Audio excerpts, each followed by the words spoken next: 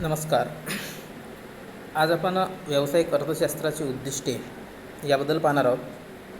काल आपण व्यावसायिक अर्थशास्त्र काय असते त्याला पण तो आपण पाहिलेलं होतं आणि वेगवेगळ्या दृष्टिकोनातून वेगवेगळ्या व्याख्या काल आपण अर्थशास्त्राच्या पाहिलेल्या होत्या. आणि व्यावसायिक अर्थशास्त्र म्हणजे काय असते याचंसुद्धा काल आपण पाहिलेलं होतं की त्यामध्ये उत्पादनाच्या बाबतीत उद्योग व वितरणाच्या बाबतीत व्यापार याचा संबंध या व्यावसायिक अर्थशास्त्रामध्ये येतो. अशा पद्धतीचं आपण पाहिलेलं होतं. आज आपण पाहणार आहोत व्यावसायिक अर्थशास्त्राची उद्दिष्टे काय आहेत. तर पहिला उद्दिष्ट या ठिकाणी दिलेला आहे की मागणी विश्लेषण व पूर्वानुमानात सहाय्य करणे. कारण उद्योजक, संघटक, व्यवस्थापक यांना मागणी विश्लेषणाबाबत व मागणीच्या पूर्वानुमानाबाबत मार्गदर्शन करणे हे व्यावसायिक अर्थशास्त्राचे प्रथम महत्त्वाचे उद्दिष्ट आहे. बघा, उद्योजक, संघटक, व्यवस्थापक यांना मागणी विश्लेषणाबाबत जसं आणि मागणीच्या पूर्वानुमानाबाबत व्यवस्थापक किंवा जो उद्योजक आहे किंवा जो संघटक आहे त्या ठिकाणी वस्तूचे उत्पादन करीत आहे, तर त्या वस्तूच्या उत्पादनामध्ये मागणी कशा पद्धतीची राहील, मागणी ही खूप महत्त्वाची असते त्या ठिकाणी. आणि मागणी कशा पद्धतीने आपण त्या ठिकाणी जास्तीत जास्त वाढवता येईल त्याचं पूर्वानुमान लावणे हा खूप महत्त्वाचा निर्णय त्या ठिकाणी असतो. आणि म्हणून या ठिकाणी या मागणी विश्लेषणाबाबत व मागणीच्या पूर्वानुमानाबाबत व्यावसायिक अर्थशास्त्र यांना मार्गदर्शन करण्याचे कार्य या ठिकाणी करत असते. आणि हा महत्त्वाचा उद्दिष्ट आहे. कारण मागणी विश्लेषण व पूर्वानुमान हे प्रबंधकीय निर्णय घेणे व भावी नियोजन करणे याबाबत सहाय्यक ठरतात. म्हणजे भविष्याच्या दृष्टिकोनातून निर्णय म्हणजे जो व्यवस्थापक मंडळ आहे तो व्यवस्थापक मंडळ योग्य तो निर्णय घेऊन तो नियोजन करणे हा खूप महत्त्वाचा आहे. आणि त्या माध्यमाने त्या ठिकाणी याचा मागणी विश्लेषण व पूर्वानुमानामध्ये योग्य तो सहाय्य करण्याचे कार्य या अर्थशास्त्रामध्ये त्या ठिकाणी केलं जात असते. व्यावसायिक निर्णय व व्यावसायिक नियोजन हे योग्य प्रकारचे पूर्वानुमानावरच अवलंबून असते. व्यावसायिक निर्णय आणि व्यावसायिक नियोजन हे त्या पूर्वानुमानावर अवलंबून असते. कारण वस्तूचं जर उत्पादन करायचं आहे तर वस्तू उत्पादन करीत असताना त्या वस्तूबद्दलचा पूर्वानुमान लावणे हा खूप महत्त्वाचा आहे.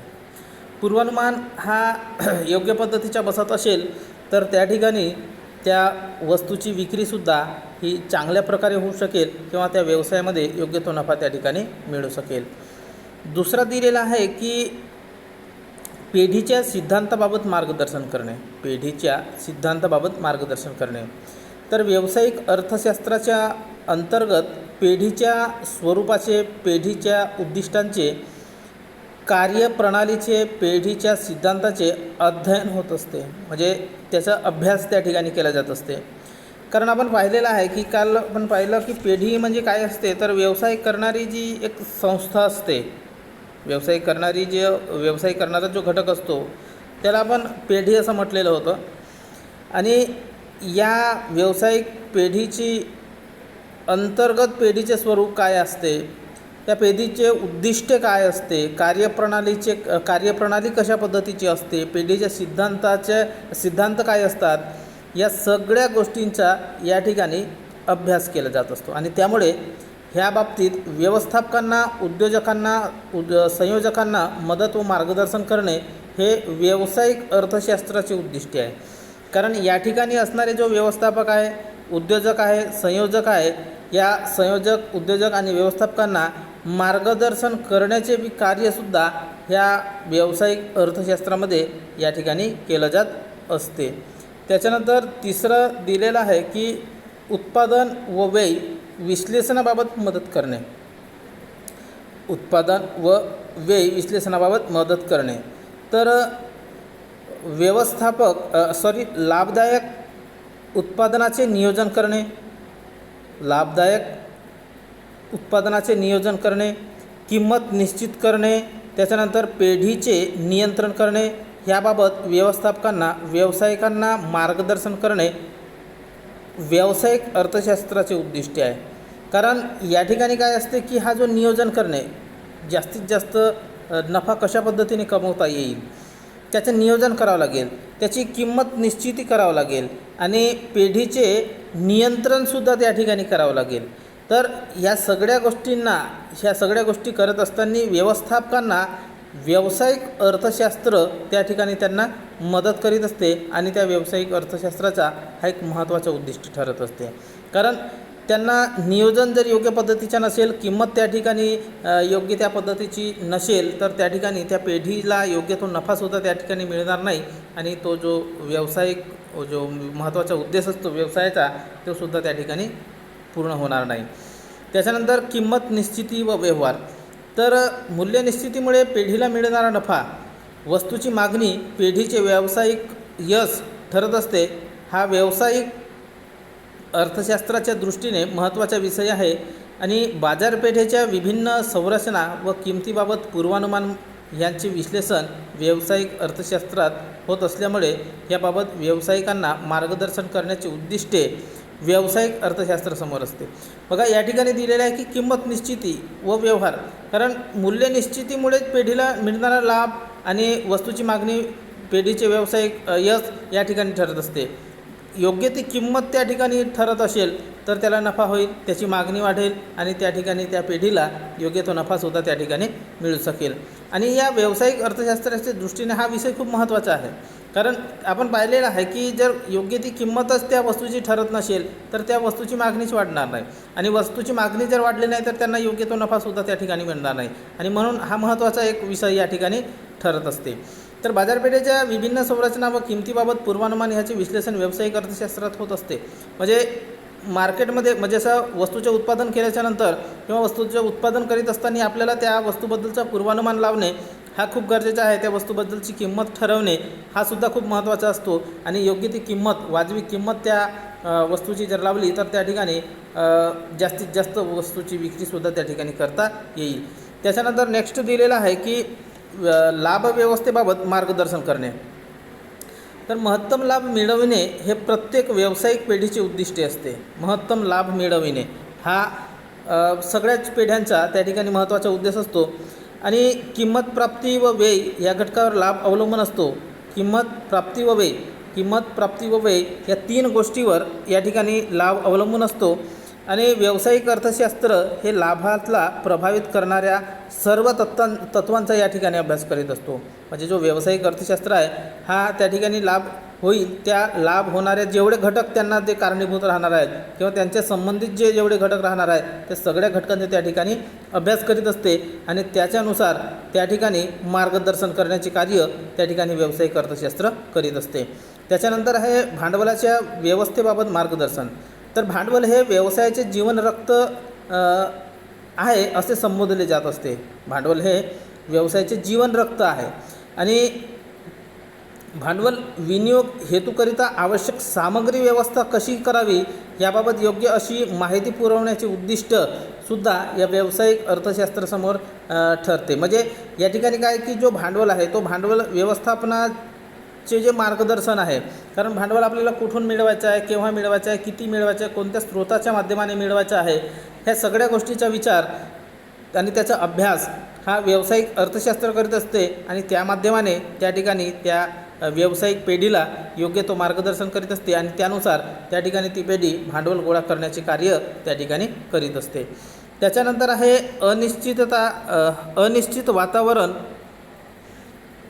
अनिश्चित वातावरणात निर्णय घेण्याबाबत योग्य सल्ला देणे.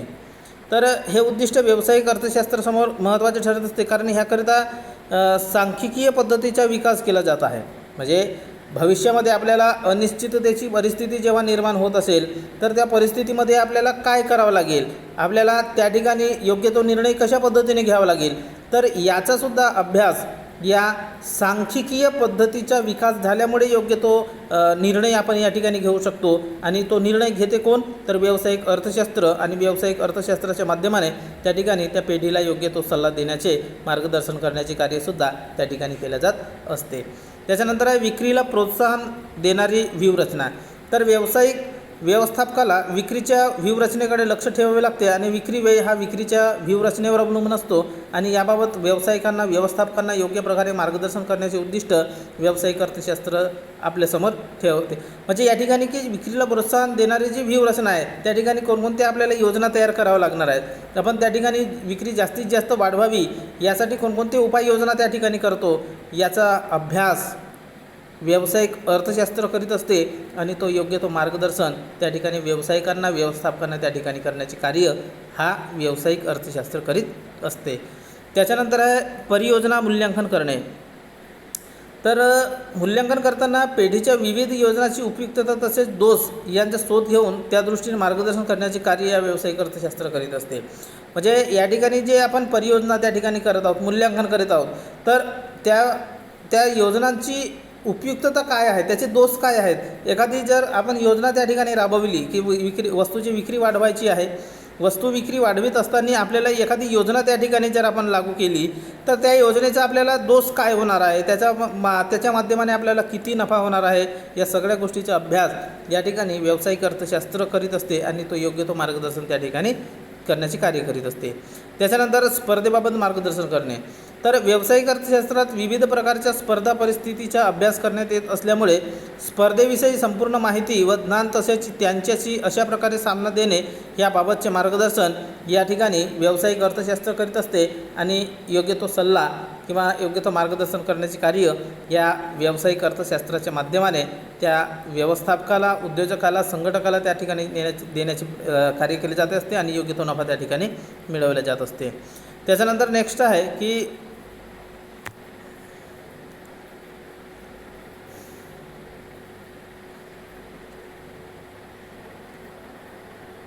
व्यावसायिक निर्णयाचे स्वरूप व प्रकार. तर निर्णयाची व्याख्या या ठिकाणी दिलेली आहे की परिस्थितीचा संदर्भ लक्षात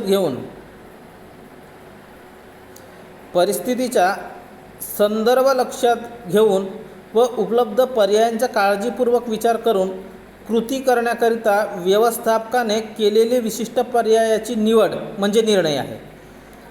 परिस्थितीचा संदर्भ लक्षात घेऊन उपलब्ध पर्यायांचा काळजीपूर्वक विचार करून. आता या ठिकाणी एक आपल्याला या ठिकाणी दिलेलं आहे की हा निर्णय घेत असताना आपल्याला सगळ्या गोष्टीचा काळजीपूर्वक विचार करावा लागेल.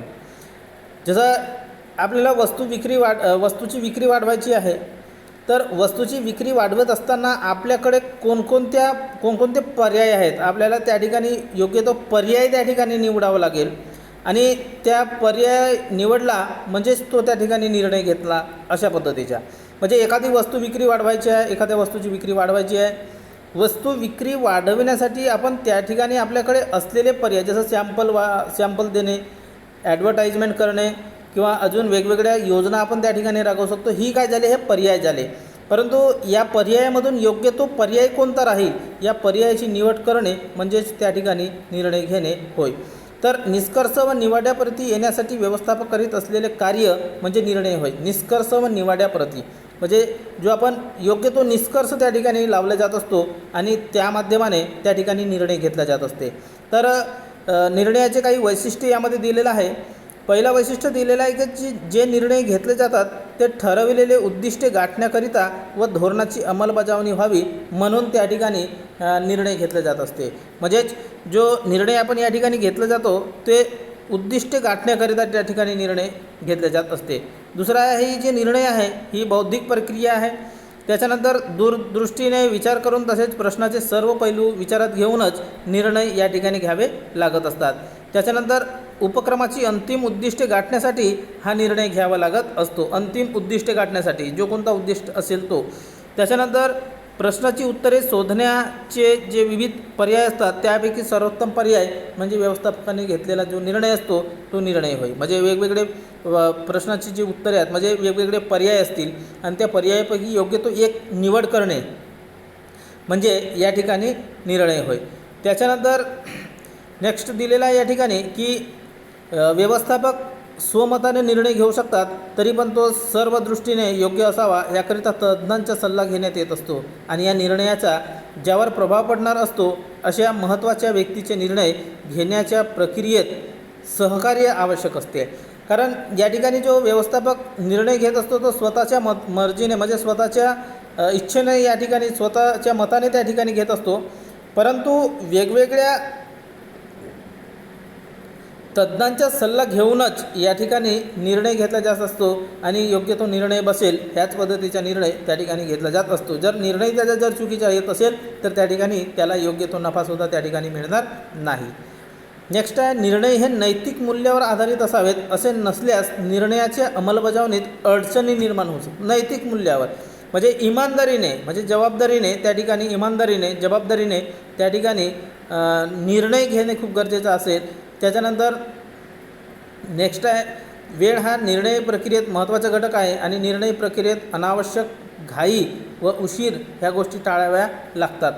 म्हणजे जो निर्णय आपण घेतो तो वेळेच्या आधी घेणे खूप महत्त्वाचं आहे आणि वेळ निघून गेल्याच्या नंतर जर निर्णय घेत असेल तर त्या ठिकाणी तो अनावश्यक म्हणजे तो कोणत्याही कामाचा त्या ठिकाणी राहणार नाही आणि निर्णय घेत असताना अनावश्यक घाई करू नये आणि उशीरसुद्धा करू नये. नेक्स्ट आहे की व्यवस्थापकीय निर्णय हे नेहमीच सकारात्मक असतील असे नव्हे, कधीकधी ते नकारात्मक स्वरूपाचे असतात. एवढेच नव्हे तर ते विशिष्ट प्रसंगी एखाद्या क्रिया न करण्याची निर्णय लागेल. म्हणजे या ठिकाणी जो निर्णय घेतो तो निर्णय सकारात्मक असेल अशा पद्धतीचा नसतो, कधीकधी नकारात्मकसुद्धा असतो आहे, परंतु तो निर्णय हा योग्य प्रकारचा असतो. म्हणजे निर्णय हा योग्य असतो, त्यापासून त्याला योग्य तो नफाच त्या ठिकाणी प्राप्त होईल. नेक्स्ट आहे, निर्णयात होणाऱ्या बदलांचा सर्व कार्यावर परिणाम होत असतो. म्हणजे जो निर्णय घेत असतो तर निर्णय घेतल्याच्यानंतर त्या ठिकाणी सगळ्या कार्यावर त्याचा परिणाम होत असतो. त्या ठिकाणी असणारे कर्मचारी, त्या ठिकाणी असणारे संचालक, त्या ठिकाणी असणारे कामगार, त्या ठिकाणी असणारे जेवढे त्या ठिकाणी कार्य करणारे जे लोक असतील किंवा त्या ठिकाणी वेगवेगळ्या पद्धतीचे कार्य होत असतील त्या सगळ्यांच्या कार्यावर या निर्णयाचा प्रभाव त्या ठिकाणी होत असतो. तर अशा पद्धतीचा हा निर्णय आणि निर्णयाचे स्वरूप वैशिष्ट्ये आपण या ठिकाणी पाहिलेलं आहे. धन्यवाद. बाकी आपण उद्याला पाहणार आहोत.